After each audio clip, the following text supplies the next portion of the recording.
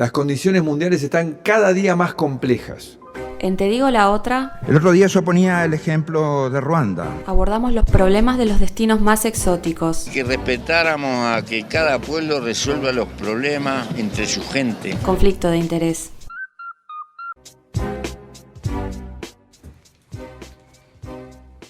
Bueno, y para el conflicto de interés del día de hoy, si nadie Pobre. me lo va a presentar... La me lo dejaron presento sola yo a presentarse. misma. Vamos a hablar de Timor Oriental, ¿sí? Es este país del sudeste asiático, como para que se vayan ubicando. Yo sé que lo tienen súper presente en su mente, pero bueno, si todavía les quedan dudas. Es el único país del sudeste asiático que está por abajo del Ecuador, justo arriba de Australia. Y es probable que pase desapercibido cuando uno mire el sudeste asiático, porque es una isla bastante chiquita que forma parte del archipiélago que es Indonesia. Digamos que en Se ese mezclan mundo al de resto. islas que hay ahí, una de ellas es Timor Oriental, que Bueno, está una de ellas es entre la Timor. isla de Indonesia Ujú. y la isla de Papúa Nueva Guinea y Australia. Ahí No, en el Exacto, medio, pero ustedes piensan que Timor es una isla entera y nosotros vamos a hablar solo de Timor Oriental, que es el que nos interesa el claro, día pues de está hoy. dividido. ¿Qué hay del otro lado, Flor? Timor El clásico Occidental, rival. que es parte de Indonesia. Ahí va. Claro, ¿sí? el nacional. Pero igual, no, yo quiero hacer una fe de ratas entre nosotros, que yo me equivoqué de Timor hoy, cuando lo fui a pinturrajear, y pinturrajeé el otro. Pero es un son lugar confundibles. bastante chiquito igual. Estamos hablando de un espacio de la superficie aproximada de Tacuarembó, ¿sí? Y la población aproximada de Montevideo. O sea, estamos hablando de 17.000 kilómetros cuadrados, 1.300.000 habitantes. Una curiosidad es el nombre. Timor Oriental en realidad quiere decir este. Porque Timor quiere decir en indomalayo. Claro. ¿Sí? Así que es bien. como el desierto del Sahara, que quiere decir el desierto del desierto. Bueno, Claro. Timor Oriental es como decir este. ¿Hablan ¿sí? Meme de indomalayo? No, en realidad hablan una multiplicidad de idiomas porque es un lugar donde la población autóctona indígena indomalaya es bastante fuerte. Los dos idiomas principales son el portugués y el tetum, que es un idioma nativo de allí. También se usa un poco el indonesio, pero vamos a hablar ahora de que eso es un poco más polémico, ¿sí? Es, según el FMI, el país más dependiente del petróleo del mundo entero, ¿sí? Le ganó a Venezuela. Le ganó a Venezuela porque es también uno de los países con el PBI per cápita más bajo del mundo, más bajo que Somalia, si se acuerdan de la vez pasada, o sea, les va bastante mal, tiene altos índices de desnutrición, analfabetismo, mortalidad infantil, todo ese combo. Y bueno, es el único país, además de Filipinas, que es predominantemente cristiano, y eso tiene que ver con la colonia portuguesa, de la que vamos a hablar un poquito ahora. Resulta que los portugueses llegaron alrededor del 1500, no se sabe exactamente en qué año, en esto de buscar las especias por esos lugares, ¿sí? Malaca, todo lo que tiene que ver con, bueno, esa exploración que hicieron los portugueses del mundo Después en de esa época. 1524, después que llegan a la India, siguen para esa zona justamente. Sí, pero al parecer por ahí habían pasado perfecto. antes, no se habían establecido y nunca se llegaron a establecer con fuerza. Por otro lado, los neerlandeses, los Países Bajos y sobre todo la Compañía de Indias estuvieron por esos lados y por eso Indonesia terminó siendo una colonia neerlandesa, ¿sí? Y de hecho fue recién en 1859, en un tratado de Lisboa, que hay unos cuantos, se decidieron los límites. Portugal se quedaba con Timor Oriental y Timor Occidental pasaba a ser parte de la colonia neerlandesa que después fue Indonesia, ¿sí? En principio, colonia portuguesa a partir de 1500 y para adelante, después de 1859 en toda regla. Básicamente en eso va a quedar hasta 1975. ¿Sí? En el medio, ¿qué pasa? Tenemos la Segunda Guerra Mundial y Timor, como bien decían ustedes, está en un lugar estratégico. Está justo al norte de Australia, a una distancia bastante corta, de hecho. Entonces tenían miedo de que esa isla fuese como el punto desde el que empezase la invasión japonesa a Australia. ¿Sí? Así que a pesar de que Portugal en principio se declaró neutral en la Segunda Guerra Mundial, desembarcaron en Timor tropas australianas y holandesas tratando de evitar que los japoneses saltasen de Timor a Australia.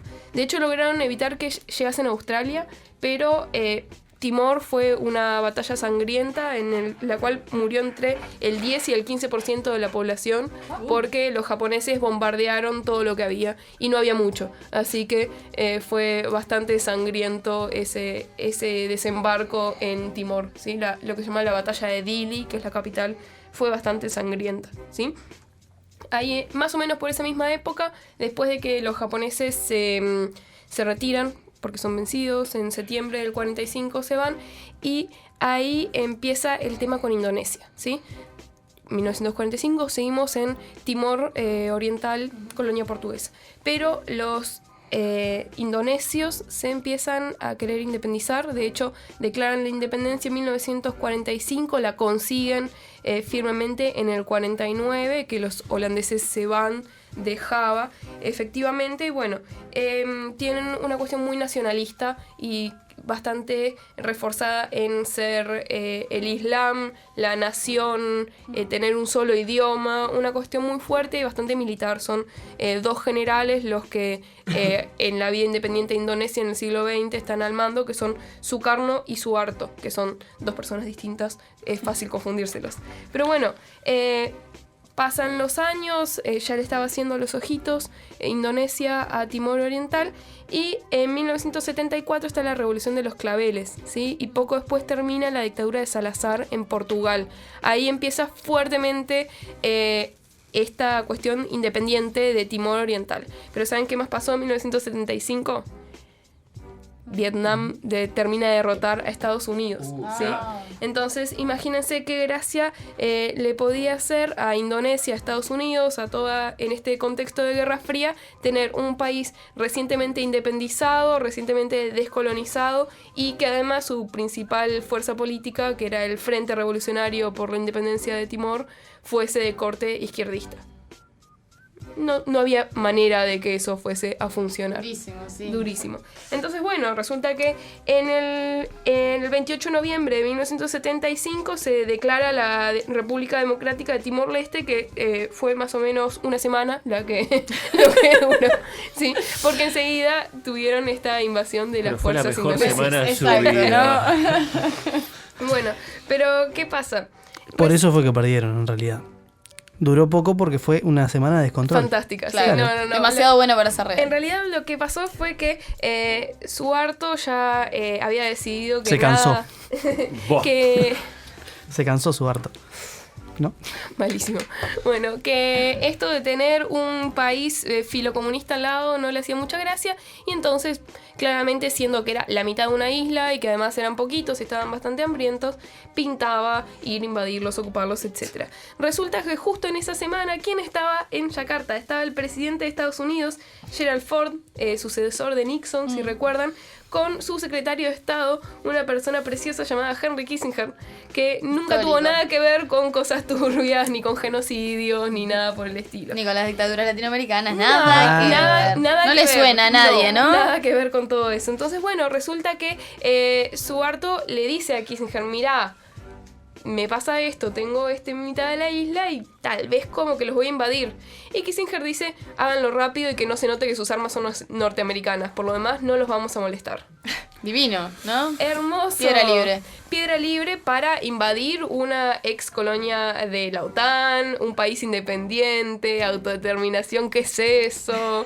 Una cosa muy bonita que además Kissinger, por supuesto, siempre negó. Fue recién en 2002 con la liberación de algunos cables diplomáticos y algunas cosas de esas que se dieron cuenta que, a ver, le habían dicho, dale con fe, adelante con fe, no tengo ningún Yo problema creo que con hay que países, invadan. hay una lista de países aquí en Estados Unidos que son invadibles, no sé si es el término, y otros que no, es decir, el principio de autodeterminación funciona para determinadas regiones del mundo. Y Timor Oriental No no está. era No una de está. esas, uno de esos países.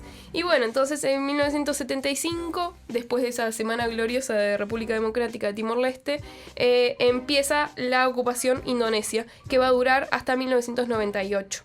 ¿Sí? Durísimo. Durísimo, ni siquiera empieza a cubrir lo que pasó en ese momento. El 60% de la población timorense fue confinada a campos de internación, sobre todo en Timor Oeste, digamos. Los movieron cruzaban de y los línea. encerraron, ¿sí? Dice un relator de derechos humanos que la matanza que llevaron a cabo las fuerzas indonesias en Timor Este fue proporcionalmente comparable con la de Pol Pot en Camboya, porque exterminaron aproximadamente un 44% de la población, además de, matar civiles, niños, mujeres embarazadas, un poco de violencia exacerbada, algo de tortura, algo muy agradable llamada la inanición forzada, que mató entre 50 y 100.000 civiles solo entre 1975 y 1980. O sea, un régimen precioso. ¿Quedó alguien vivo? Poquitos. ¿Y qué pasó? Esto en sí estaba sostenido por la comunidad internacional, que hizo la vista gorda a los abusos del sistema. ¿Por qué? Porque Una vez más, ¿no? Una vez más. No querían tener un problema, no querían meterse con Indonesia. Indonesia era aliado de Estados Unidos y por lo tanto... Ubicame nuevamente aquí no estaba pasando época nada. histórica de esto, ubícanos. Del 75 al 90. En el 91 empieza a resquebrajarse esto. ¿Por qué? ¿Qué pasa? Existe lo que se llama la matanza de Santa Cruz. Había muerto un militante en manos de las fuerzas indonesias y entonces hubo una movilización para ir al entierro. Imagínense unas cuantas personas reunidas en un cementerio y las fuerzas indonesias fueron y masacraron ahí mismo, en el cementerio. Dijeron, bueno, nos ahorramos los costes de transporte y ya los matamos acá. Lo que te Te sale un pregunto esto porque flete. en realidad, a nivel latinoamericano y también europeo y norteamericano, el tema de los derechos humanos estaba en boga, ¿no? Básicamente lo que tenía que ver con las denuncias de violaciones a los derechos humanos que ocurrían en América Latina era un tema que afectaba a América Latina, América del Norte, también Europa. Y sin embargo, en el mismo momento estaban ocurriendo estos hechos violatorios a los derechos humanos. Sí, y no hubo... sobre eso, no. O sea, directamente lo cubrieron. Me estoy adelantando un poco, pero Australia va a tener un gran rol en esto. Vamos a ver que Australia fue un país que Parecen se buena aprovechó gente. mucho de Timor-Leste.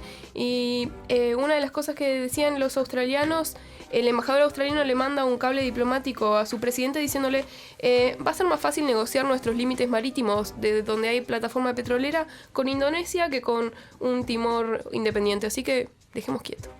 Claro. Y si hay abusos de los derechos humanos, no nos importa demasiado. Pero bueno, resulta que en esta matanza de Santa Cruz, que fue en un cementerio, había unos periodistas que filmaron y contrabandearon la filmación a Australia y con 1000 problemas lograron sacarlo a la luz. Y ahí sí fue un escándalo y ahí empieza a ser un poco más difícil cubrir los abusos de este sistema. En 1996, además, el Nobel de la Paz se le da a 2 timorenses. El obispo, que se llamaba Carlos Felipe Jiménez Belo, y a José Ramos Horta, que después va a ser presidente de Timor-Leste también, ¿sí? ¿Por qué? Por, esta lucha por los derechos humanos de los timorenses. Lo paradójico es que recién va a caer la invasión indonesia en Timor-Leste en 1998 con la crisis de los tigres asiáticos. Claro. ¿Por qué? Porque hay protestas muy grandes que hacen remover a Suharto finalmente del gobierno y ahí es cuando se empieza a hablar de un referéndum. Termina sucediendo este referéndum donde el 78,5% de los timorenses votan a favor de la independencia y ahí va una misión de paz de Naciones Unidas por 3 años a pacificar, garantizar que se pueda hacer una asamblea constituyente y hacer que se pueda elegir un presidente que finalmente termina siendo uno llamado Sanana Gusmao, que es también un militante por la independencia de Timor muy conocido. Pero me gustaría terminar esta columna con ¿cuál fue el rol de Australia en todo esto? Porque hasta el día de hoy los está arruinando. Para mí los australianos siempre fueron los canadienses de Asia, pero no lo son. Definitivamente no lo son. Peor. Con Mucho tiburones peor. en vez de alces. Algo así. Bueno, básicamente Australia sostuvo toda la parte de la invasión indonesia porque tenía buenas relaciones con estos dictadores indonesios y además tenía interés en que la plataforma marítima quedase delimitada de manera de que la mayor parte del petróleo quedase de su lado, ¿sí? Y de hecho, en 1982 se firma un tratado, que es la Convención de Naciones Unidas sobre Derecho del Mar, donde se establece que para delimitar las plataformas marítimas el criterio es la mediana, es decir, a mitad de camino trazas la línea, la mitad para un lado, la mitad para el otro. Pero Australia firmó eso y 2 meses antes de que Timor se independizase y naciese finalmente la vida independiente en 2002, Australia se retira de esa convención. ¿Por qué? Porque había firmado tratados con Indonesia donde se establecía otra cosa, ¿sí? Y donde se establecía, entre otras cosas, que no se iban a someter a una corte independiente, ¿sí? Entonces ahí Australia sabía, hablando mal y pronto, que tenía el culo sucio, ¿sí? Y sobre todo que Timor Oriental tenía tenía mucha fuerza en su reclamo por tener una plataforma continental bien determinada en lo que respecta al petróleo, ¿sí?